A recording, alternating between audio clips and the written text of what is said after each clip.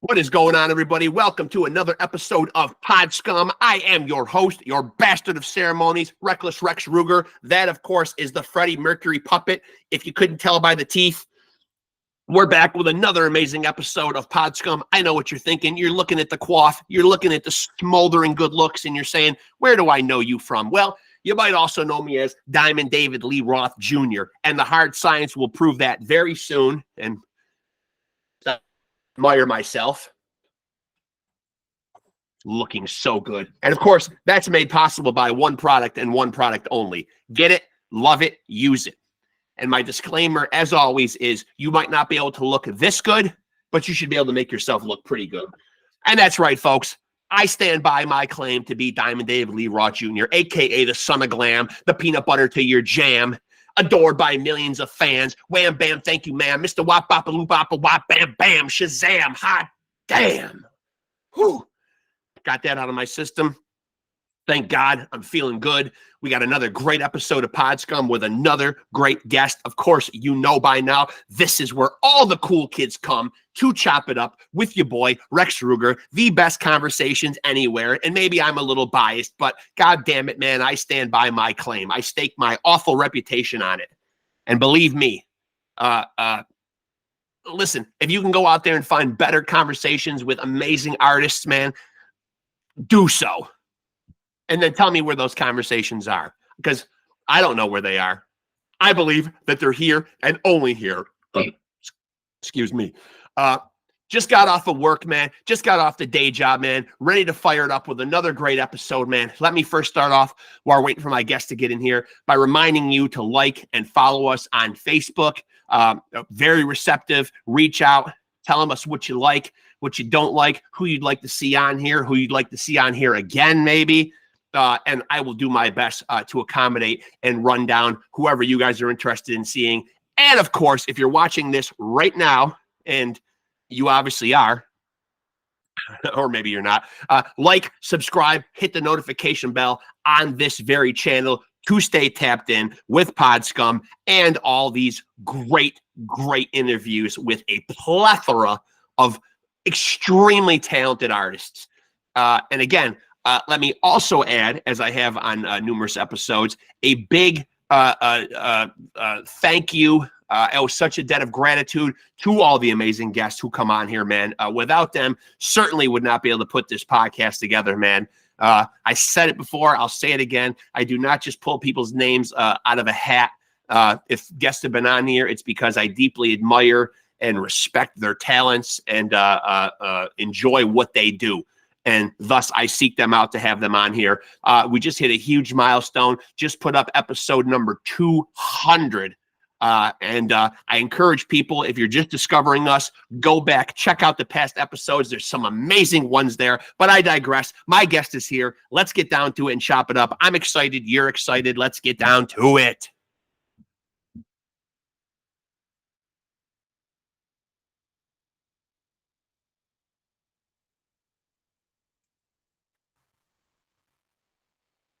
Andrew. Hey, what's going on? Sorry, I had to get what's going on, man? How are you? Doing all right. Just getting this thing figured out here. yeah, you're just a little sideways right now, but yeah, there we go. Now let's see. Now you just got to give yourself one more turn, and I think you're there. Oh, sorry, I'm the other way. We'll go this way then. Yeah, perfect, right there. Yeah, that's perfect. Listen, man, I really appreciate you doing this, man. And first and foremost, man, I really love what you guys do as a band. In my little preamble before you got in here, I was giving my little spiel that I always give and telling people that people end up on here as guests. I don't just draw their name out of a hat. I usually come across what they do artistically, and I love what they do. So I reach out to people. I seek them out to have them on here, and I love what them Dirty Roses do. Well, man, thank you so much. It's definitely good to hear that. We've been, that's the goal when you start. Sure. When you start playing around, one of them anyway. Obviously you want to make music that you like and that expresses yourself, but ultimately you hope somebody else likes it as well. So if I can dig in and backtrack a little bit, man, and I usually start off with this conversation for you specifically, was there a specific artist or a song or an album that really lit the fire for you on this musical journey of yours that kind of got you kickstarted and wanting to do this? I would say there were probably a few just along the way, because I've been growing up around music, listening to it my whole life, and I started playing guitar very young. So I would say, earliest memory were things that I would listen to in the car with my mom, like Hootie and the Blowfish and Dave Matthews Band and stuff like that. That was kind of the introduction to it. Then when I was of age to start picking my own music, I would, I think one of the first records I got was Appetite for Destruction. By GNR. And I was like, yeah. And I was like, oh man, that guy with that Les Paul might be the coolest dude I've ever seen in my life. Yep. So obviously, at that point it was, okay, well, got to get a Les Paul and got to start doing this. Yeah. And then, you discover from that gateway, it goes out, you've got Zach doing his thing with Ozzy. Well, I mean, and then even before that, Randy doing his thing with Ozzy, you look through all it just kind of takes you in several directions that, got many heroes, I guess, along the way. Yeah. It was great to see Ozzy, man. Since you brought him up, man, just get inducted into the Rock and Roll Hall of Fame this past weekend as a solo artist, man. He has gotten the opportunity to play with some fucking great guitar players too, man. He's been blessed. Man, I don't know that he has a bad one. When starting with Tony Iommi, then moving on like Randy Rhoads, and then going to Jake E. Lee and Zach and everybody that I've seen on stage with him. Always he's got the Midas touch when it comes to picking guitar players. God, I swear, man, he really does. And so is there one person out there though that you feel like has had the most influence personally on your style of guitar playing? That would be a close race. I don't think that there's like a far and above person that has, but if I had to say one person, I mean, I'd probably go with Zach Wilde, just because what I love about Zach is that he's the only guitar player usually in Ozzy, or now I guess in Black Label, he's got his other guy, but he's used to being the only guitar player. So he, along with just blistering leads and being able to do that whole thing, he also has just this heavy, always kind of like marching, menacing rhythm tone that just heavy, and I really like that about it because, solos are cool and all, and don't get me wrong, I play lead guitar, like I love that. But one of the things that, it's only at best 10% of the song. Right. Right. And so like there's a lot of great players out there that do that. Like when you look at like the older guys like Dwayne Allman and some of the blues guys, they're not really heavy rhythm guitar players. They just kind of sit around, plink around, and wait for that lead part to come in. I don't know. I kind of liked that. I guess I'm a metal fan at heart, so I like the heaviness that Zach I am brings. too. And if people watch the podcast and they dig back, there has been a lot of extreme metal artists, who have graced the podcast and have come on here a lot. And plus, obviously, you count among Zach's bands also now Pantera, where he's the only guitar player as well. So absolutely, and that Don is one I forgot to mention earlier because he came in a little bit later into my journey. It kind of stayed in the 80s for a little while, but he's absolutely one of those that, and his tone is very unique, but he's got that, it's more of a trot with him more than it is a march, but he's still got that very strong rhythm tone that drives the song to it, And so when you guys get together as a band now, I'm speaking, when you guys get together, what's the creative process like for Them Dirty Roses as a band? Does someone come in with the lion's share of the ideas? Is it very collaborative and democratic where you guys all kind of get together and hash out ideas? What's the process like? Man, it's really all of the above. We haven't really pigeonholed ourselves into one way to write yet, which might make us a little bit more efficient if we did. But most of the time it starts, James will write a song at night on an acoustic guitar, and then he'll bring it to the rest of us. And he's pretty open when it comes to, he might have had, let me put it this way. He always has a way that he thinks it should sound in his head. Right. But he's not very strict about that. So if the rest of us get together and each of us do something that makes it different than what he envisioned, he's like, that's cool. Like, that's what a band is, It's not, It's not one guy that says, okay, you guys learn to play exactly what I have in my head and we'll be good. You know, it's a little give and take. Now, sometimes, you know, there'll be one that he's really that's personal to him or he's peculiar about, and we will try our best to get it as close to what he's doing. But for the most part, he's just kind of gives us all free reign and says, do what you think sounds best. That's why you're in the band, you know? Yeah. And then, you know, sometimes Ben will come with lyrics. Sometimes I'll come to James with lyrics and me and him will start something. Sometimes I'll come to them with a sound check riff and they're like, okay, let's play that 10 sound checks in a row. And James will start humming a melody over it eventually. And, you know, sometimes they evolve like that. It's really a plethora of different ways. You know, we're not stuck on one.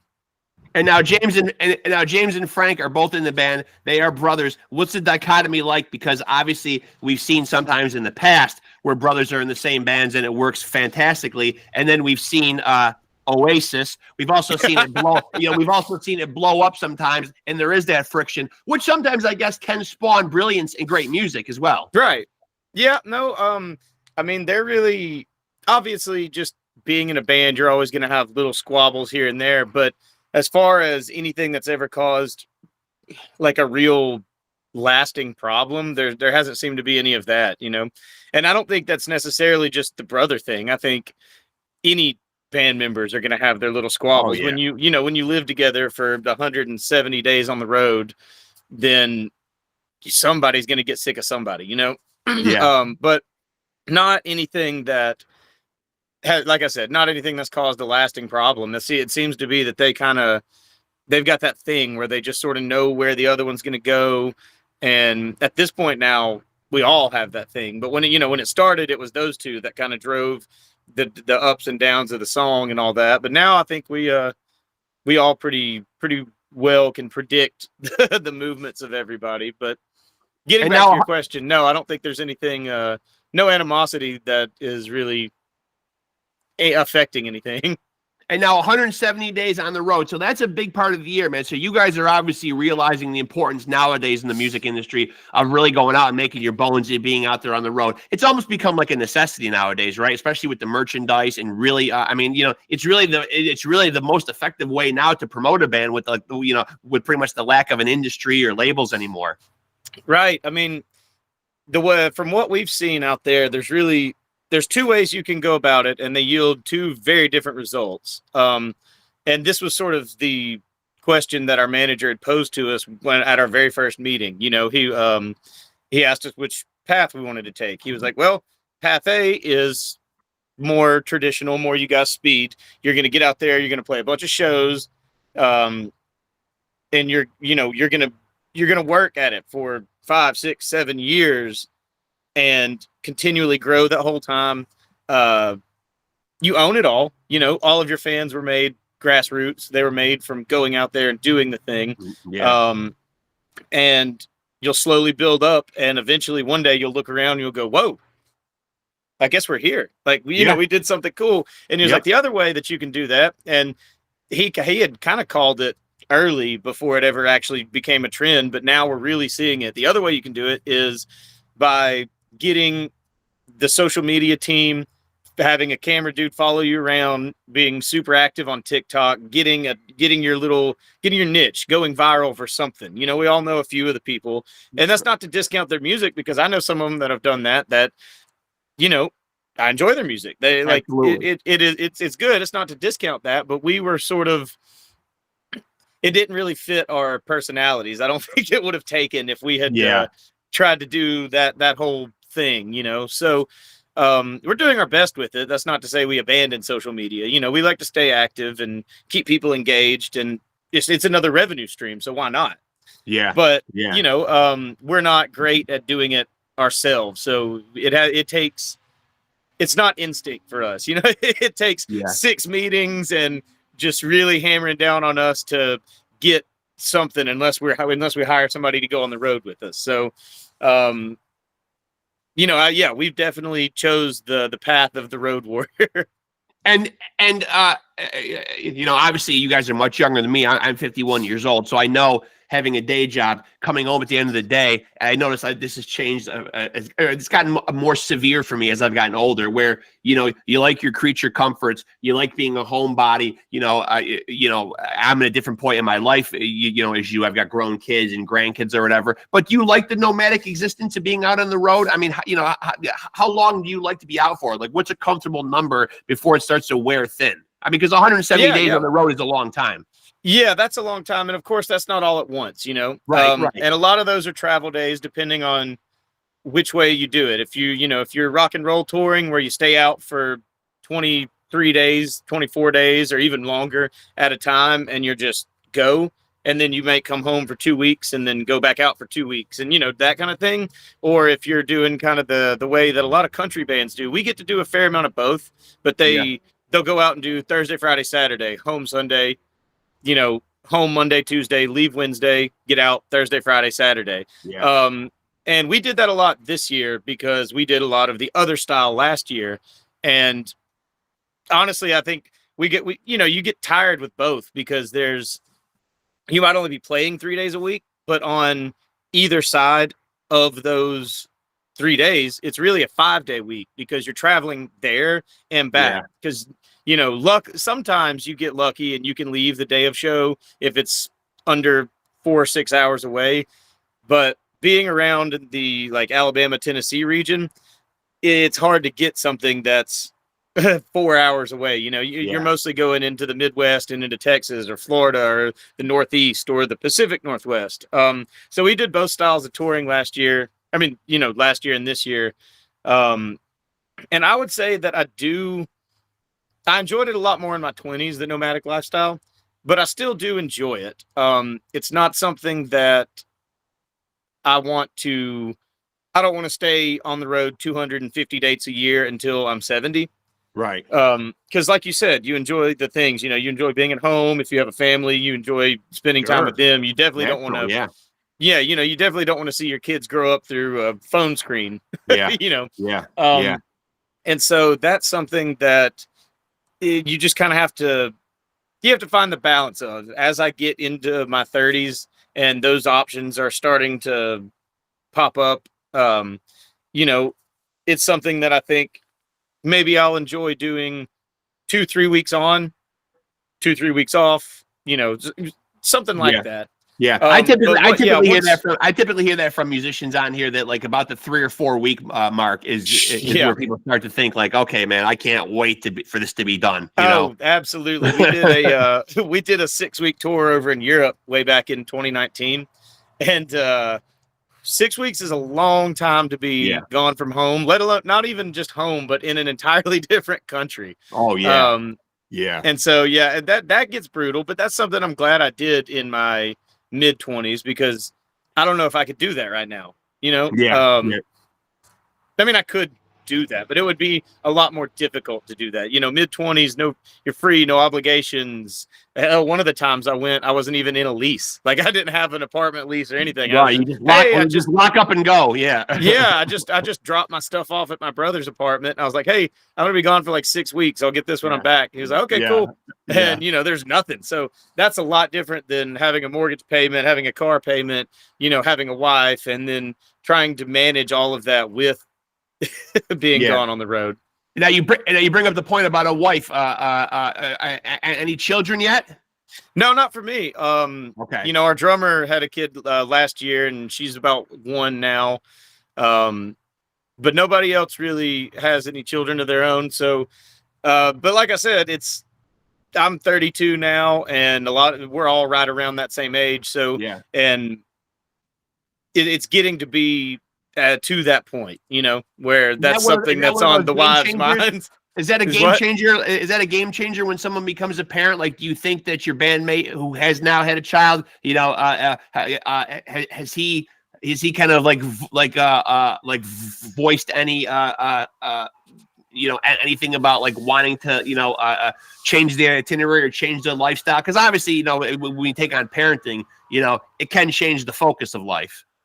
Right. Yeah, obviously. No, he's still, I mean, he's still in it just as much before. He's still just as available. Obviously, you know, he wants to make it make sense. And I think that's where we're Yeah. all at. Is like, you know, again, back in our 20s and when we were first getting started, and we had even less money than we have now. You Right. know, Right. when we were first getting started with everything, it was like, oh yeah, send us out on the road. We don't have anything back home to do. We'll live out on the road, even if it's just for the hell of it. Even if you're putting us in Monday and Tuesday nights just for a hotel room and food and a case of beer, then like, yeah, sure, we don't care. We ain't got anything to be home for. We'll stay out Monday night and go explore in front of 50 people. Yeah. Yeah, exactly. And but again, I'm glad we got to do that, because I think that that's all part of the fun. That's part of the, you know, it makes it that much better when you get to the point where it's like, you know, we were doing that in a 15-passenger van with the trailer that was falling apart, and that, you know, just paying your dues. That rock and roll touring. You know, I'm glad we got to experience that, because now when you're in a Sprinter van that's got nice seats and a TV, and you're playing, you know, anywhere from 500 to 800 cap rooms, you know, those kinds of people, and you can expect, like, you know, when a bad night is 200 people showed up, you're like, oh, yeah, you know, it's been so long coming that I almost didn't notice it, like the frog in the boiling water. But then you look around and you're like, wait, this is kind of cool. We're starting to sell out these rooms that when we started, we were just wishing we could get the chance to open for somebody in, you know? Yeah. So yeah, it's definitely one of those things, like you were saying, that you want to make it make sense in order to stay on the road, but we definitely do want to stay on the road, you know? I guess there could be that. I guess there could be the mindset, if you got little ones at home, though, maybe where you do want to get the hell out of the house. We've heard that joke. We've heard that several times. People are like, you know, maybe you do actually want to get out here and let loose. It's like a little mini vacation.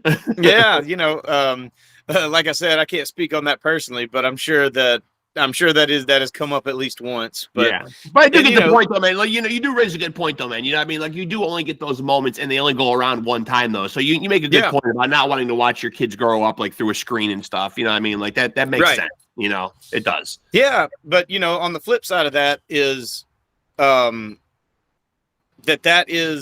is what we do. None of us have day jobs. None of us have plans for day jobs. None of us really have backups. Like this, we're into this. We're sold into it. And all of the families and everybody knows that. So, you know, while there is that whole gonna miss you on the road and don't want to leave the family factor, it's okay. Yeah, but you do like having a house, right? Like, you know, you like being able to eat, and you like me not being a complete deadbeat. Yeah. So this is part of that. Like, this is how I do that. So, it's an understanding, you know. And now, where does the, you know, because I would be remiss if I didn't mention the fact that, you know, while you guys are a hard rock band, there are certainly heavy elements of Southern rock in there. You know, I mean, i.e. bands like Skinner, the Allman Brothers, they're very prevalent in your sound and in what you guys do. You know, is that something that's brought into the sound collectively, or is that like certain guys in the band's interest in their influence? Honestly, I think that's just, we all grew up with that. You know, we all grew up in Alabama, and we all grew up in the same town. So I know for a fact they all listen to the same radio stations I did. We were growing up. And that was just that was the predominant thing that was taking over the classic rock radio stations that your dad listened to, your mom listened to. Again, so that was how we were raised. And then I think, I mean, obviously everybody in the band has slightly different influences, and maybe not all of them are the biggest GNR fan like I am, but all of us then, that's where we, you know, we got to a certain age, got to 7th, 8th grade, high school, blah, blah, blah. And now you're finding your own music right around the time that the alternative revolution is coming in with all the Alice in Chains, you know, Pearl Jam, Third Eye Blind even, and that kind of thing. And then as you get older, it starts to come into some other, you know, heavier rock bands like Shinedown and all that. So everybody took their, you know, everybody grabbed things along the way in their journey after they were raised. But, you know, we all listened to that same Southern rock sound while we were being raised. So I think it just crept in as part of who we are, not by choice. Yeah, I know when I'm listening to the radio a lot at work, you know, my day job, I work in a nursing home as a nurse, and sometimes the radio will be on there, and it's gotten tougher to differentiate between a proper country channel and a rock channel. You know, whereas you're seeing a lot of guys who are saying their country, but it's almost a very crossover sound where it seems like almost any guy in the suburbs now can throw a cowboy hat on and he's a country star. I mean, but where do you guys really see yourself? You know, I mean, the rock world seems like it's always has to fit somebody into a neat little box and put you into a genre. Do you consider yourself a country band? You consider yourself a rock band, a southern rock band? I mean, like if you had to sum up like what them Dirty Roses do, you know, are you just a rock band? Like, you know, like how would you coin yourself? Well, I think each one of us would probably answer that differently. Okay. Anytime I'm asked about it, I always just say we're a rock and roll band. Yeah. And because in my brain, rock and roll encompasses everything from, you know, Elvis Presley to, I mean, even like bands like the Grateful Dead. Like I think in some ways they were a rock and roll band. Right. And then you get into the obvious rock and roll bands like Led Zeppelin, AC/DC, but then you can even come all the way up to Alice in Chains and Nirvana and Pearl Jam. Right. And then you can go to Nickelback, you can go to Shinedown, you can even get heavier, you can get to, you know, all of those things are sort of encompassed in that. The Black Crowes, I would say they're a rock and roll band. Sure. But they, you know, everybody has a slightly different flavor to it. So I call it a rock and roll band, but I would definitely say that you could say it's Southern roots rock and roll. Yeah. You know, and rock and roll is certainly all about being like a renegade too. So you could also put the Johnny Cashes and the Waylon Jennings of the world and say for sure that they're rock and roll stars. Absolutely. I mean, even if, you know, the music doesn't necessarily fit in a box, the attitude does.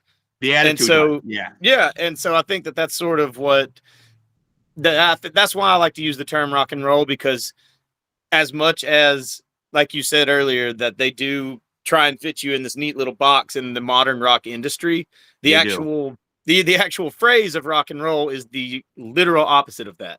Right. So, I like to use that, even, you know, it may sound like it is that neat box, but I think we're anything but that. Well, it's gotten crazy when I have people from the metal world on here, because nowadays it's you know, there's metal and heavy metal and thrash and metalcore and deathcore and hardcore, and I mean there's just so many different boxes. I mean, you know, screamo, shoegaze, gent, all this stuff. Right. Just like all these labels. It just, you know, it makes your head spin sometimes. You know what I mean? And it's just like, I mean, God, do we really have to fit everybody and just keep going into a smaller and smaller box? I mean, yeah. Do we have to label it all, or, you know? That is funny, because we, in the van, some of our, you know, we love to listen to Gojira and Whitechapel and hell, even like Falling in Reverse and some of that type stuff. I mean, it's really all out. One of our favorite bands, Maylene and the Sons of Disaster. Love them. Yeah, dude, they're great. So that's, you know, as a matter of fact, I'm glad you said that. I'm supposed to have John Longley on this upcoming weekend, the drummer. I've had him on before, and he's a great guy and a lot of fun to interview too. He really is. Yeah, absolutely. I bet he is. I haven't personally met him, but an awesome band too, and an awesome band because I love what they do. Because as heavy as they are, you know, there is that like mystique and that like you know, it almost feels like they could be the house band in like a Texas Chainsaw Massacre movie. You know what I mean? Yes. It's like there's those elements of like almost like a scariness to them. You are correct. I mean, a creepy vibe to them. You know what I mean? They're great guys, but their music kind of has that like has that like swampy aesthetic to it. You know? Yes, it's like haunted Appalachia. You know, like yeah, that's well put. Like, haunted Appalachia, I like. Right around the hills. Yeah, right around the Appalachian hills that are, you know, lots of something bad would happen. yeah, something bad. It's got that like eerie, ominous vibe to it, like you were saying. That's a good way to put it.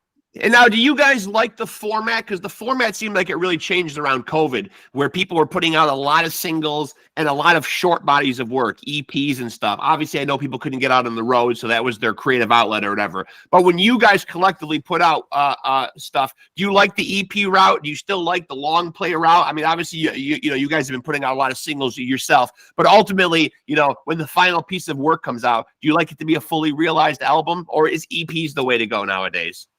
Well, what we like and what we know are smart in the current industry are two very separate things. Right. Yeah. Um, we love the whole album format, having an idea and sort of a cohesiveness from start to finish. Yep.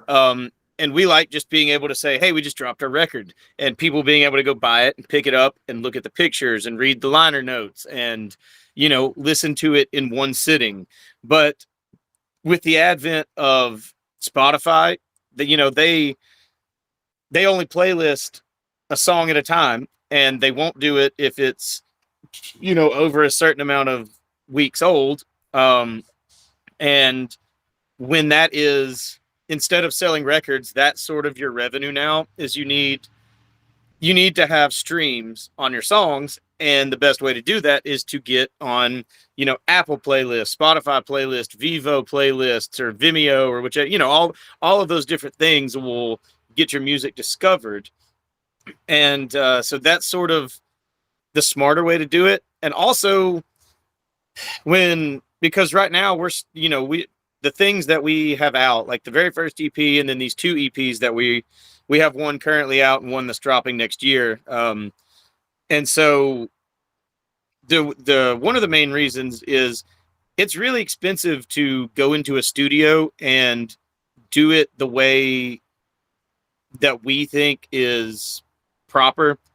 We've all done the DIY thing before, where you go in and you get your buddy to track it, and then you might mix it, maybe somebody else mixes it, but it's you get 12 songs and they're on a record, but they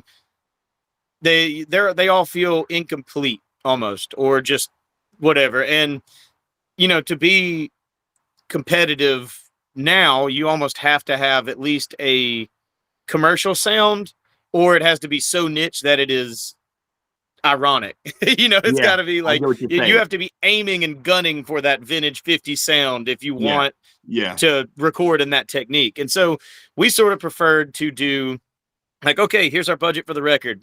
Here's how many days we can get in the studio. Here's how many tracks we can afford to get mixed. Here's how many tracks we can master while still affording to the pressing, the artwork, and all of that. And so we say, okay, if that's only 6 songs, I would rather do those 6 songs and have the full to do. I would rather still be able to bring in a keyboard player to fill out some parts. I would still rather be able to hire some background singers to make this big. I would still rather take a day doing these guitars and make sure that it really creates a soundscape, and it makes like it's a production where that's I like to do that personally. And I've discovered, at least in my opinion, I'm not saying this is fact or anything, but when you do that, obviously you have to leave some parts of it out live because we're only a 4-piece. But people don't really seem to care or notice when you leave out extra harmonies live, or when you leave out that one little pad of the keyboard is playing behind the chorus. They don't seem to notice that so much, whereas I think it would be noticed if you left it off of the record. So I don't think you should let your live show hold your record back. And that's sort of why we did those slower and more complete, rather than just dropping a record. All of those things put together that I just said. Yeah. And I think you had a great format, because on Lost in the Valley of Hate and Love Volume 1 that you put out last year, 8 songs, 32 minutes. That sounds perfect to me right there. That's about that's probably about the average attention span, sadly, of a person nowadays. Probably about as deep as they'll go nowadays. Long gone, it seems like, are the days where people will sit down and listen to, and again, I use it as an example on here all the time, like a Pink Floyd The Wall, where you'd sit down and you take the whole journey and listen to it from start to finish. Or you'd sit down and listen to the 75-minute Metallica album. You know what I mean? And those days are just gone. It's sad, but people just will look at it and say, I like track 1 and 8, and that's it. Right. Well, and it's sort of it's just a product of the technological advancement and sort of option paralysis now, because that the reason, and I don't think that it means that people like music any more or less these days, but back in the 70s, 80s, and even early 90s, the only options that you had for entertainment were, okay, I'm going to watch TV. okay, you have one TV set per household in the living room. Okay, there's nothing Right. on I want to watch. Well, I'm going to go listen to music, or I'm going to go out with my friends. But there were very limited amount of options, and even more so with music, because you went to the record store and you had money for one record, two records, however many you Right. have, you know, Right. then that's it. So I'm going to go listen to that thing from start to finish and see Sure. Yeah. how interesting it can be.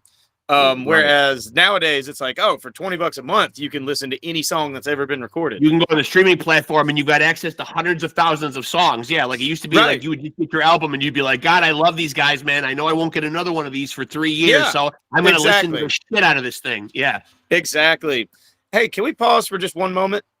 of course. Yeah, okay, absolutely. Just 1 second. I'll be right back. Yeah, I'll talk while you go do your thing. Absolutely. We are, of course, here talking with, and I will send a text message. You know, being 51 years old, I don't edit shit. So we are talking with Andrew Davis, who is in a band called Them Dirty Roses. We're going to call it a rock and roll band and go with Andrew's answer. But for fuck's sake, there's a lot of Southern influence, man. But I love what you guys fucking do, man. I'm talking you guys up, even in your absentia. I'm talking you guys up, and trying to get people like locked into to what you guys do. So you got a new single out that just came out, All Good in the Neighborhood. So that's the current one that you're promoting right now. Yes, sir. Yes, sir. Yeah. That came out not too long ago, and that one that was written somewhere in 2020. We were It's got a very Southern vibe to it. Yeah. So we went to Muscle Shoals, and we got in Fame Studios with a couple of our friends, Philip White and James LeBlanc. Okay. And that song was one that we heard that James had. We were like, man, we got to put like our thing on it, James LeBlanc, meaning not James Ford, but he had that song, and we were like, okay, that's too good to not do something with, and so yeah. Again, we jammed it for a little while, and out came this song, and we really liked it because it was very different from a lot of the songs on this half of the album. You've got Candle in the Dark, that's a darker rock and roll song. You've got Birmingham Steel, which is almost ballady, not, and then out comes this fun, it almost sounds like you're on a boat kind of track, Yeah. Yacht rock. Yes, exactly. Yacht rock, modern yacht rock. I love it. Yeah. I don't know if you've seen, but there's this great guy on Facebook and Instagram. He calls himself the Professor. He's a black guy, big beard, older gentleman. He takes and he's doing all this work himself. I'll have to send you like a link. He does all the vocal work and plays the instruments himself. But he turns all these great hard rock bands and he gives you the thing. What if Metallica were yacht rock? And then he turns a Metallica song into a yacht rock song. He's done it with Alice in Chains. He's done it with all these phenomenal bands. And I'll tell you what, some of the songs sound fucking great. Yeah, they really do. I know who you're talking about. Listen amazing. to that, and several people do a similar thing to that. It's it's always an intriguing thing to listen to because it's always super well produced too. It's not like it's just super well, a garage band recording of him somewhere, but like it's actually done up like a commercial release in that other style. It's super cool. He's always got people in the comment section saying, "Holy fuck, where is this? I would buy this. I would download this. Absolutely." Yeah, I would jam this on my playlist. So now I got just a couple of subjective questions for you. So for you, if you could put together your all-time, and I guess the kids nowadays will call it your GOATs, who would be your Mount Rushmore of all-time artists? Your top 4, if you could put them up there on a Mount Rushmore. Oh, man. Well, and again, subjective, not necessarily absolutely. The greatest rock bands in the world, but your greatest rock bands. My favorite ones. Yours. Yeah, I mean, absolutely. So I'm putting Guns N' Roses up there, because love that. I think that was a huge, just cultural movement. Plus, for me, it was a big turning point in my life. Yeah. I think you got to put, if I can, I think I would put Ozzy up there, but also encompassing Black Sabbath. Like Ozzy as as an artist was in Sabbath and his own solo work. Yeah. I think you'd have to do that. for me. And then, man, the last two are really difficult. If I can, I don't know about this. Yeah, I don't know about this band necessarily, but this one album that they have, the rest of their albums are whatever, but the first Third Eye Blind record is Oh, I've been to see them live, man. They are the best. They're the fucking best. Yeah. And that first record is phenomenal. I don't know. They're the band, they're the band that I think of, like when someone says, tell me what tell me what 90s like alt rock fucking was. If someone were telling me, describe it and give me an example of it, they'd be the band I'd go to. Yeah.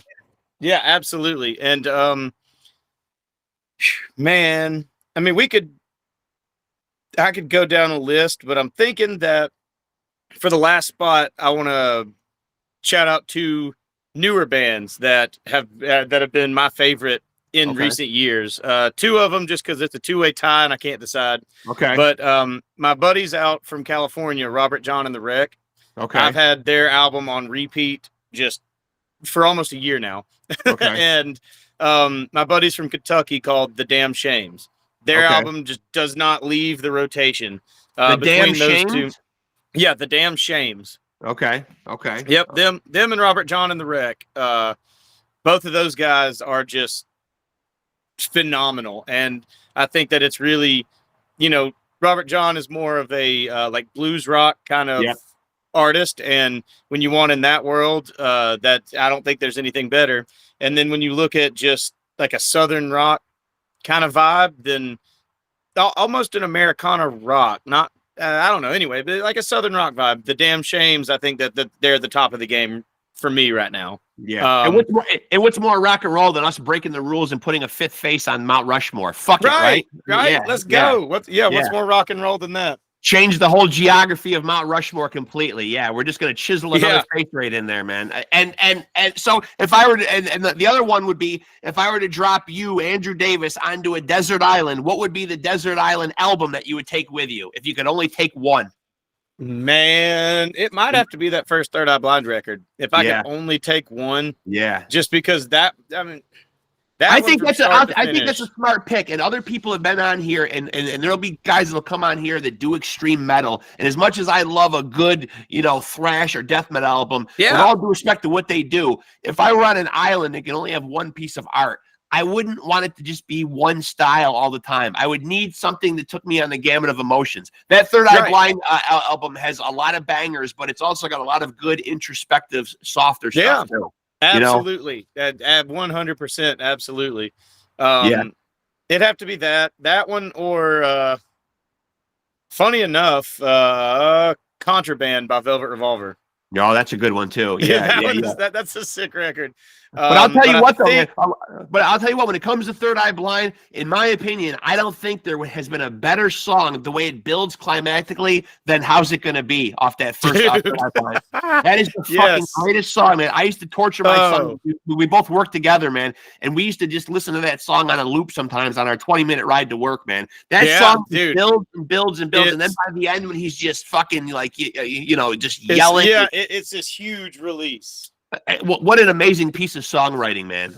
Absolutely, dude. It really is. Yeah. So if people want to find out what you guys do, man, obviously you guys are on the streaming platforms. Is there a website for them Dirty Roses, or is it best to look you guys up on Facebook?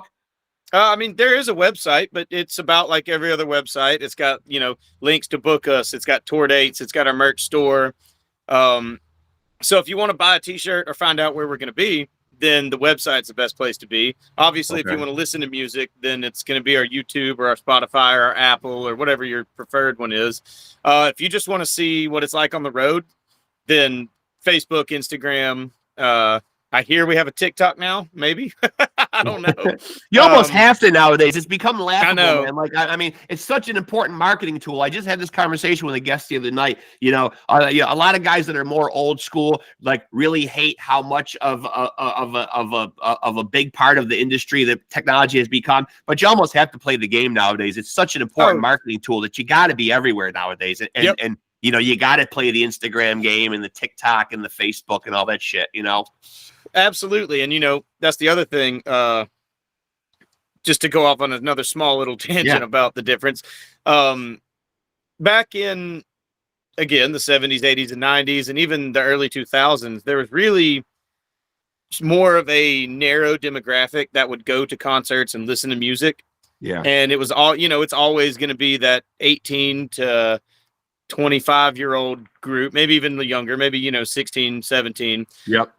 But it was that group. And now that group, because, I guess that was really the first age that live music existed. I mean, it existed in some capacity in the 40s, 50s, and early 60s, but really that was the first age where it kind of became a cultural movement. Yeah. But now all of those people are aged up and it's still doing that. So you have to be on your traditional platforms that your 30, 40, 50-year-olds have to market towards that crowd. Absolutely. And you need the 20s that are on, Instagram and Facebook. And then you have to get the early 20s and teenagers that are doing TikTok. Right. Who've got that 10-second attention span. Yeah, exactly. But you have to be everywhere to get every demographic because you want fans from 18 to 90, Yeah. You want to have fans in every group because they all do a different thing. So you kind of have to be everywhere, like you said. Yeah, and I'm glad you shouted out Zakk Wylde because I'm happy to say, and I've said it on other episodes, that I will be going to see the Mighty Pantera next year here in upstate New York, playing with Metallica, and playing with Suicidal Tendencies. What a fucking bill, man! That is a bill. That is going to be a good one. And it only cost me just the wee minuscule price of $111 a ticket. That's all. I mean, to be honest, for that show, no, that's worth. That's probably a good ticket price. Yeah, it is. Because I've seen some of them out of control lately. Yeah.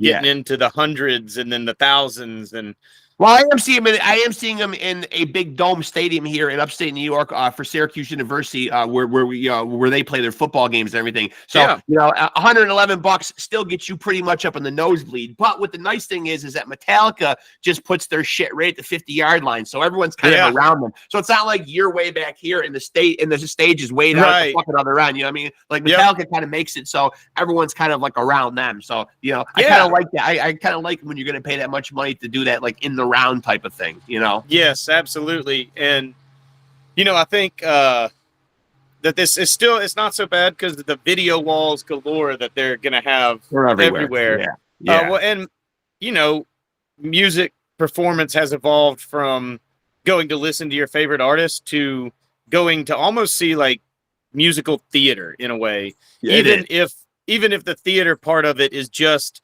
lights, sound, fog, haze. There's something about listening to it when the subs are kicking you in the chest and the lights are going nuts and you're just seeing this like larger than life thing. And I think that that's still viable even in nosebleed seats. You're still as much a part of that experience, Yeah. Well, I mean, you can certainly go down and sit in the snake pit or be down there close enough to Dave Hetfield can sweat on you, but I don't know that I want to take out a second mortgage on my house to pay for that freaking ticket. And suddenly you're going fucking $3,000. And, no offense to the boys in Metallica. I love them. My favorite band of all time, man. But I know what they look like. I don't need to see them that up close. I mean, Absolutely.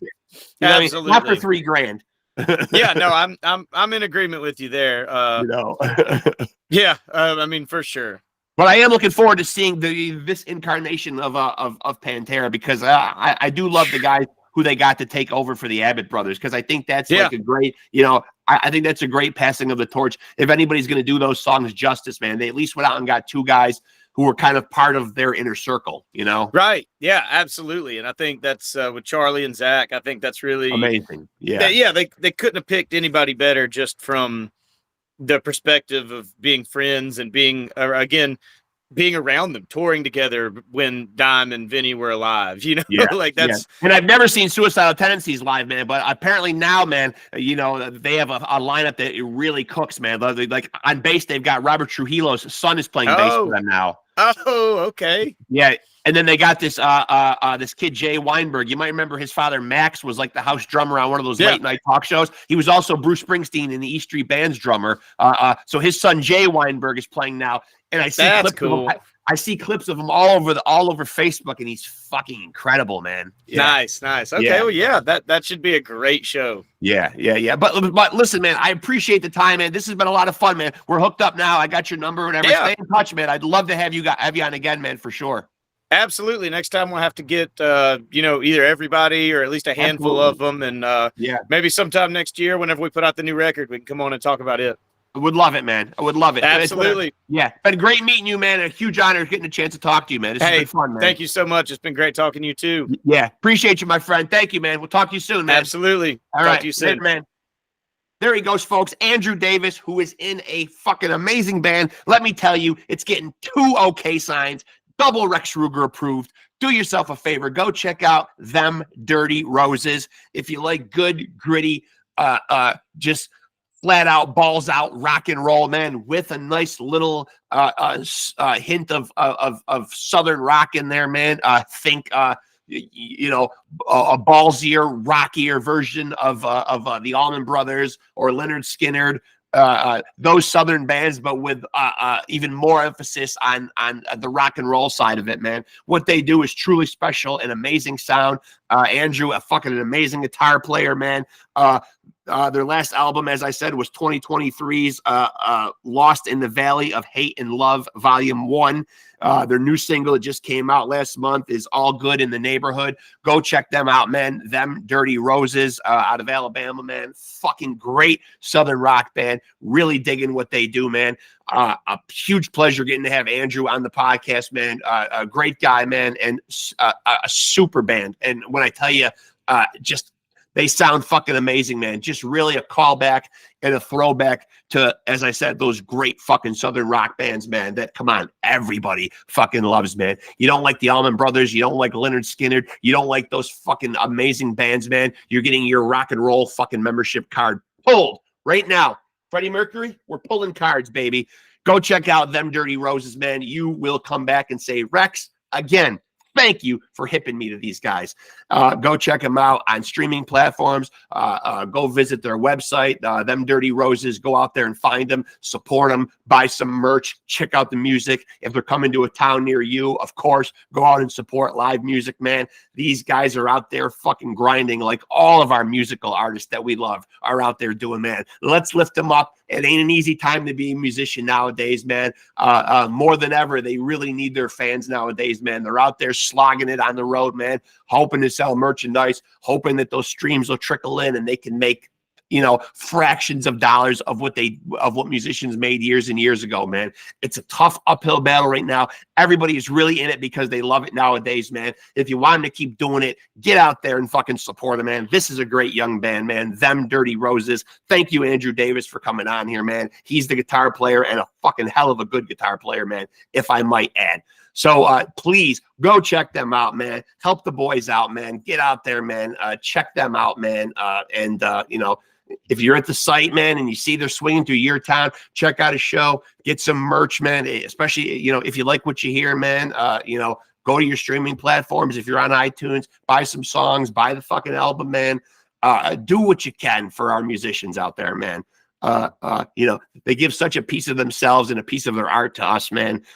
This is how they make their living, folks. So check out Them Dirty Roses, man. You will not be disappointed. That I guarantee. Again, thanks to Andrew Davis. And again, make sure to like and follow us on Facebook for the best conversations. The only place where the cool kids come to chop it up, right here with your boy, Rexx Ruger, and the Freddie Mercury puppet, who once again, mouthful of teeth, said nothing, but hey, when does he? So with that being said, man, let me also remind you guys to take it easy and keep it sleazy.